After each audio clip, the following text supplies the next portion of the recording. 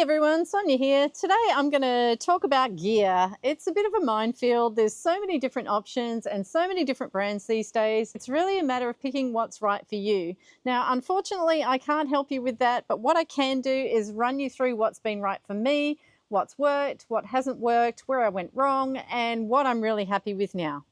Now, before we begin, I just want to mention that I have zero sponsorship and affiliates or links or anything else. This is 100% unbiased content, all bought and paid for by me and my hard-earned cash. I first started doing a little bit of commercial photography work as a complement to my web design business in about 2007, and I had a secondhand Sony PowerShot. I can't remember the model, but it eventually packed it in. It stopped reading the memory card, and that's when I decided I would have a more serious look at a camera and think about what I could use that would take me into the future. Now, I am a fan of the KISS principle. Keep it simple, Sonia. I'm not really into gimbal heads or tripods or interchangeable filter systems. It's all a bit too much fiddle-faddle for me. I like to just be free and easy with just me and the camera, so that has played a large role in my decision making. I think it was about 2008 that Panasonic and Olympus put their Micro Four Thirds systems on the market, and these really appealed to me because of the compact and lightweight nature of them. Now, if you're not sure about Micro Four Thirds cameras, they have a smaller sensor, and that has a big advantage of giving you a 2x crop sensor. So what that means is you get double the amount of focal length in the lens. So what I have here, this 12 to 100 millimeter, is roughly equivalent to a 24 to 200 millimeter. So you do get a bit of bang for your buck. So my first foray into this range was I purchased an EM10. It's a mid-price camera. It's only just scraping into the semi-professional range, but that's all I was doing at the time. I was just doing some photography work as a complement to my web design business. I wasn't a full-time photographer or anything like that. And I thought this will fit my budget, and I managed to get a couple of lenses and an EM10 for around $1,000 back then, but that was quite a long time ago now. Now, straight from the get-go, I was really happy with my purchase. I just loved the portability of the camera, and it did everything that I wanted it to do. I was getting excellent results with it, and it wasn't long before I started browsing the Prime and Pro lenses instead of the budget ones that I started with. I was mainly shooting landscapes and a bit of commercial work, you know, food, people's businesses, that kind of thing. So I really leaned towards this lens. It's a 12 to 100 millimeter. So that's equivalent to a 24 to 200 millimeter in full frame. And it's been just fantastic. You can see it's a little bit beat up now, but I've had this lens for over a decade, and it has really stood me in good stead. And I use it pretty much every week. I'm shooting something with it. It's my standard go-to lens.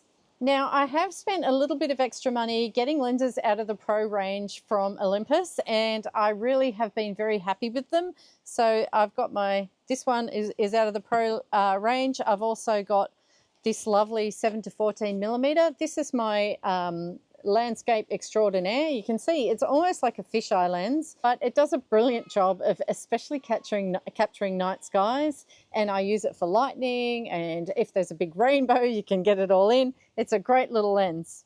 Now, keep in mind, I was just shooting landscapes and a bit of commercial work back then, and I hadn't really started on birds or wildlife yet. And then I got to about 2018 or 17 or 18, around that time, and I was starting to take an interest a bit more in birds. And so I purchased this 40 to 150 millimeter Pro lens. Now, this is a fantastic lens. It's so fast and so sharp. It's a 2.8. And I took this on a trip over to the Kimberley, and that's when I really started to get bird fever. And I found that this did a pretty good job. I would have liked a little bit more focal length, but it was a great starting point for me. Now, as you do when you've got a camera, you're always looking at the next piece of gear that you want to buy, and I knew I definitely wanted some more focal length, and I didn't have the money for one of the big gun lenses, so I decided to purchase a Panasonic. I think it was a variable aperture, perhaps a 5.6 to 7, something like that, and it was a 150 to 400 millimeter. Now, it was pretty cheap. It was well under $2,000, which is not a lot of money for a lens that size. And when I got it, I kind of knew it wasn't going to be quite right, and I was really careful taking it out of the packaging. I used it twice and I was so disappointed in this lens. It just seemed so sluggish and the quality just wasn't there. Keeping in mind I had been used to a pro lens out of the Olympus range, and then this was just, it's probably a fine lens, but I just didn't like it. Now, by this time, rumours were circulating about a brand new 150 to 400mm pro lens that was coming out in the Olympus range, and I decided I was going to wait for that lens. And in the meantime, I had a friend offer to lend me his teleconverter, and he'd found some quite good results with it. So I thought I'd give it a try, and I borrowed the 1.4 teleconverter and I put it onto this lens, and I was quite happy with that. It really did make a big difference for me, just getting that extra focal range, and I really quite enjoyed using that lens. It was a little bit slow going and it found it a little bit hard to lock onto subjects in lower light, but that's a teleconverter for you. You do lose 2 stops of aperture as well, but overall it was a good purchase, and I think it cost me about $600. I think they're still about $600 now, and I would recommend that if you don't have the money for that bigger camera, maybe try a better quality lens with a teleconverter. Now, I know there is people that are going to say, oh, you don't put teleconverters on good glass, but honestly, I couldn't tell the difference. I didn't think that it diminished the quality of my photos at all, and I still have a lot of photos that I took at that time, and they're absolutely fine. So after several happy years with the EM10, I ended up upgrading to the OMD M1 Mark II. And it was a fantastic camera body with plenty of additional features that kept me happy, including the amazing live composite, which is still something I love to use in this camera. I'll go over that in a future video. It's absolutely magic for lightning shots. But I've got the OM1 now. I'm very happy with that. They just keep getting better. This one has some built-in ND filters, and the next model, the Mark II, which is already out, has built-in graduated filters, and that is something I'm really interested in. As I mentioned before, I don't want to be carrying any more gear around. I like to travel light, so that is a way that I can have my cake and eat it too. Now, one of the criticisms leveled at Micro Four Thirds cameras is because of the size of the crop sensor. Obviously, you do get a reduced size of photo. However, I really don't think this is a problem. I have a 2.5 meter wide photo printed out and on my wall at home, and as you can see, there's absolutely nothing wrong with the quality. When you zoom in, yes, there is a little bit of graininess, but unless you're planning to get your photos up on giant size billboards, it's really not an issue. And there's another added bonus, and that is it's not so hard on your computer, because you have to think it's an enormous amount of data having extremely high quality photos that you're never really going to use to their full potential. Now, another little lens I want to talk about in the Olympus range, or the OM range now, it's OM system now, is this wonderful little 60mm macro lens. This is a brilliant little lens. It's a 2.8 and I use it for fungi photography. You might have seen my fungi photography video. It's not overly expensive. I think they come in at around $700 Australian, $700 or $800 Australian, and it is so good. It is so good. I really love it, and I always just, it's small, I can just pop it in my bag. So if I see something of interest, like a fascinating insect or some interesting fungi, I can have it with me and just, you know, pop it on my camera and away I go. Easy done. I also have this 45mm prime lens. It's a small lens. It was a bit of a waste of money. I don't really do portraits. That's really what it's best for. I very rarely use it. It's been knocking around in my camera drawer and it's got a bit dusty. So that was a bit of a waste of money. But I think for some people that would be a fantastic lens if you like to do portraits, but didn't work for me. Well, I was waiting for this 150 to 400 to come out, and I was getting really, really impatient. In fact, I actually rang the business that I buy most of my camera equipment from. They're a retailer in Australia. They're a bigger chain store. I'm not going to say who it is because I don't want to get the salesperson into hot water, but I rang up. I was really considering jumping over to the Sony brand by this time. Business was going pretty well for me, and even though it would be a significant outlay, I thought, oh, maybe I'll go to Sony because I really want that big lens sooner rather than later, and I had to, you know, I would have to replace all my other lenses as well. So it was a significant investment.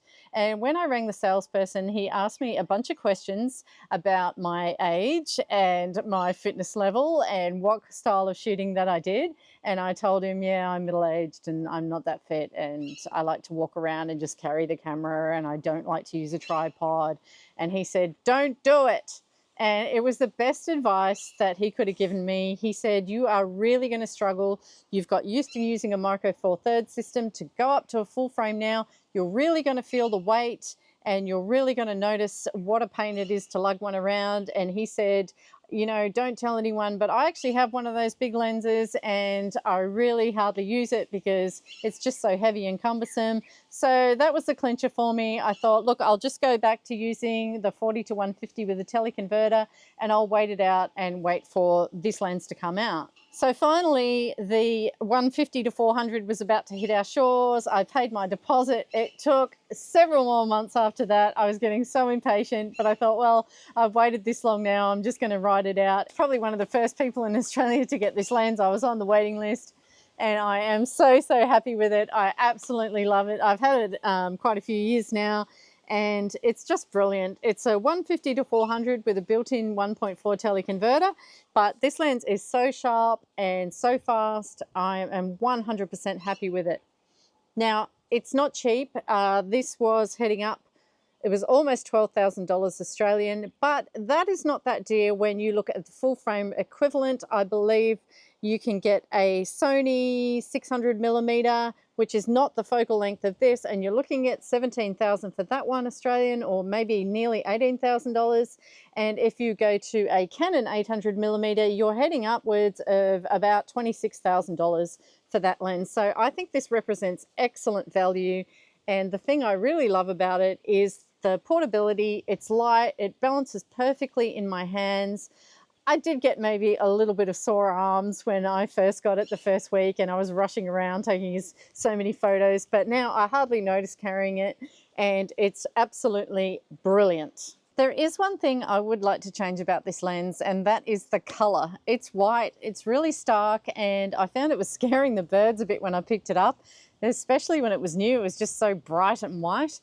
So I did purchase this lens coat, which is getting a little bit tatty now. It's really getting worn out, but I leave it on there because you can see here I've actually taken a couple of little chinks out of the lens hood just getting around. I do a bit of bush bashing and go a bit off track at times, and so I found the lens coat is a good option to not only disguise the color of the lens, but to protect it as well. Oh, now another bit of kit I want to mention is my trusty sling bag. This is a Lower Pro camera bag that I bought years ago. I chuck it through the washing machine every now and then. It's really light. It's a good size for me, and I can just sling it over my shoulder like that, and I carry often 1 or 2 spare lenses in there in case I want to shoot a little bit of landscape or maybe some macro as I wander around. So I found that to be really good. I prefer it to a backpack, the reason being that I don't have to take it all off my back and undo it. I can just stick my hand in there, grab the lens, switch them over, and then I'm away. So I find that really quite useful. And I probably will go to a backpack in the future for more extensive trips, but for just a little wander around, this is perfect. One thing I am looking to change is I really want to upgrade my tripod. I've got this little cheapo, it's lovely and light, Manfrotto, but I've broken one of the feet off it, and I'm looking to upgrade to a nice lightweight travel tripod. So if you have any recommendations, I'd be really happy to hear them in the comments. Well, that about wraps it up. As you can see, it is pretty unconventional. It's a pretty small and concentrated amount of gear, but I find it gets me through every photographic situation that I encounter, and I'm pretty happy with everything. I do have a couple more lenses on my want list, but they're probably a want, not a need. But anyway, there's always a list. Now, if you want more information exactly about this equipment and you want to see some links, I'll put those up on my photo journal. So head on over there and you can see exactly what everything is. If you're interested in purchasing anything or you want some more information, feel free to reach out. I'd be happy to help if I can. Bye for now.